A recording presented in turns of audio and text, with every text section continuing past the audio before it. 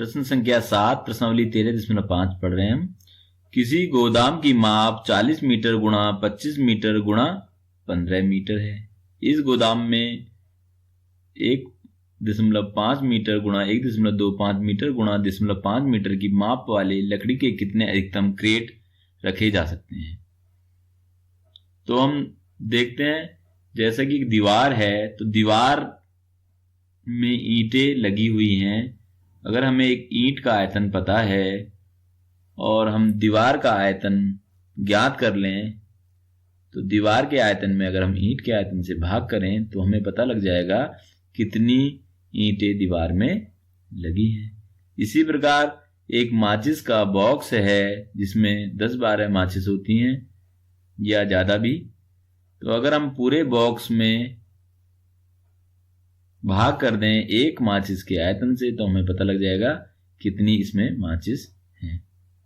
इसी तरह से यहां पर भी करना है हमको। एक गोदाम है जिसकी माप कितनी है, ये 40 मीटर इसकी लंबाई, इसकी चौड़ाई 25 मीटर b बराबर और इसकी ऊंचाई h बराबर 15 मीटर है। इसके अंदर मुझको इस माप के ये यानी घनाभ आकार के क्रेट हैं ये रखने हैं। तो कितने इसके अंदर आ सकते हैं, तो यहां पर गोदाम का आयतन ज्ञात करेंगे, एक लकड़ी की क्रेट का आयतन ज्ञात करेंगे, गोदाम के आयतन में क्रेट के आयतन से भाग कर देंगे।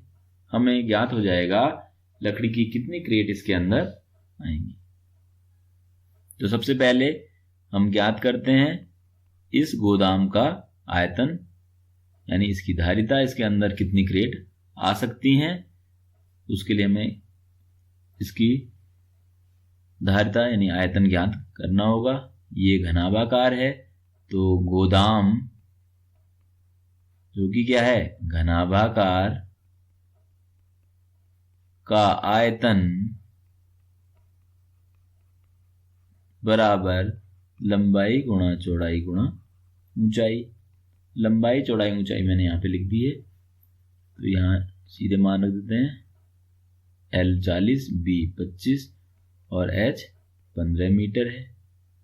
इनकी गुणा करते हैं, 25 4 जा 100, ये 0 है, इंटू 15, तो ये हो गया 15,100 यानी 15,000 घन मीटर इस गोदाम का आयतन होगा। अब घनाभाकार लकड़ी की क्रेट का आयतन ज्ञात करते हैं। तो घनाभाकार लकड़ी की एक क्रेट का आयतन बराबर लंबाई गुणा चौड़ाई गुणा ऊंचाई, वही सूत्र है। तो यहाँ 1.5 इंटू 1.25 इंटू 0.5 इनकी मल्टीप्लाई कर लेते हैं। 15 की पहले 1.5 की 5 से 15 5 से 75। अब यहाँ पे एक स्थान पहले यहाँ दशमलव यहाँ पे भी है, यहाँ पे भी है, तो यहाँ पे तो ये हो जाएगा 0.75 इंटू 1.25। अब इनकी मल्टीप्लाई कर लेते हैं, तो ये गुणा करके आ गया 0.9375।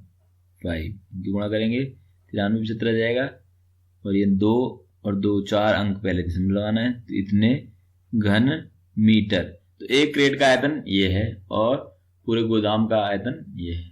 तो जैसा मैंने पूर्व में बोला कि दीवार के आयतन में अगर एक ईंट के आयतन से हम भाग करें तो हमें ईंटों की संख्या प्राप्त हो जाएगी कि कितनी ईंटों से मिलकर के वो दीवार बनी है। इसी प्रकार यहाँ पे भी इसके अंदर क्रेट भरे हुए हैं इस गोदाम के अंदर, तो कुल आयतन में गोदाम के एक क्रेट के आयतन से करेंगे भाग तो इनकी संख्या पता लग जाएगी।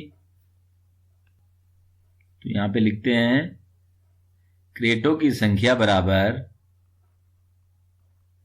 क्रेटों की संख्या बराबर, या हम इसको इस तरह से लिख सकते हैं क्रेटों की संख्या गुणा एक क्रेट का आयतन बराबर क्या हो जाएगा, कुल गोदाम का आयतन, क्योंकि सारी क्रेटों का कुल आयतन कितना होना चाहिए, गोदाम के आयतन के बराबर। उतनी जितनी कुल क्रेटों का आयतन होगा उतना ही गोदाम का आयतन होगा।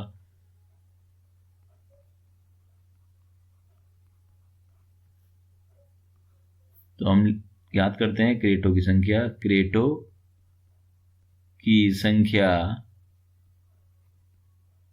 बराबर गोदाम का आयतन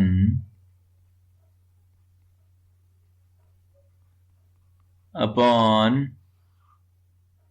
क्रेट का आयतन।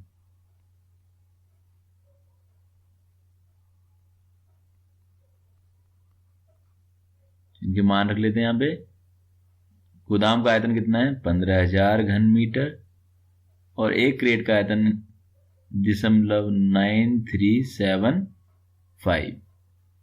इसको सरल करेंगे, आप अलग से सरल कर लें तो ये भाग करके इसे काट के 5 से ये आ जाएगा 16,000।